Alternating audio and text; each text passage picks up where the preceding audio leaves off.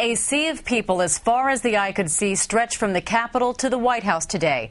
Tens of thousands frustrated and angry over what they feel is too much big government in their lives and a president they don't trust in the White House.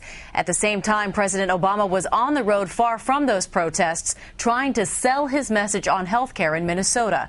We have it all covered, and we begin on Capitol Hill with NBC's Tom Costello and today's massive rally. Good evening, Tom.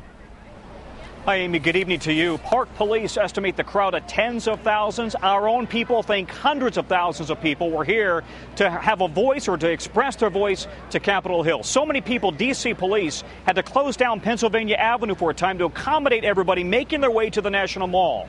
Their message, no to runaway government and no to government health care. They came by the tens of thousands, carrying a vast array of protest signs and claiming to represent every state in the union. Do you have any idea what it takes to get someone from Montana to come to D.C.? United in their anger at President Obama, Congress, and a government they see as out of control. Well, I'm tired of the communism that's in Washington, D.C. We're not right-wing radicals. We are American people. We're just like everybody else out there, and we have something to say. I stand before you an angry man. Jim Anderer came from New York, blaming President Obama's Chrysler bailout for losing his Jeep dealership. Island Jeep was seized from me, stolen from me, with no compensation whatsoever. Mark Catalano came from New Hampshire. Healthcare's broken. I'm an employer. I can't provide it to my employees. It's broken. It needs to be fixed. Fix it. Don't screw it up any more than it is.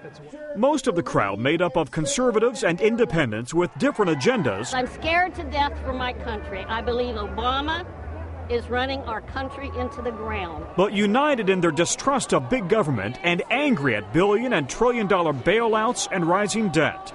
They're spending too much money we don't have. They're going to put future generations into debt they'll never get out of. We, the people, have had enough! This rally, organized by a collection of conservative and libertarian groups.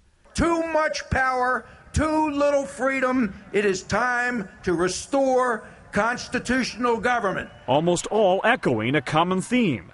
We must stop this government takeover of health care. And coming after a summer of heated town hall meetings and Congressman Joe Wilson's outburst at President Obama during Wednesday's address to Congress.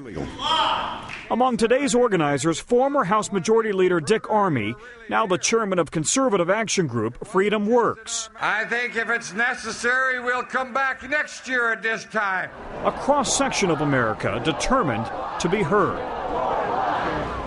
A handful of Republican lawmakers also here today, but the Republican leadership largely wasn't. They met with organizers on Thursday, but by and large, Amy, this was a grassroots a reunion, if you will, or an organization that brought so many people here to Washington. Back to you. Tom Costello, thank you.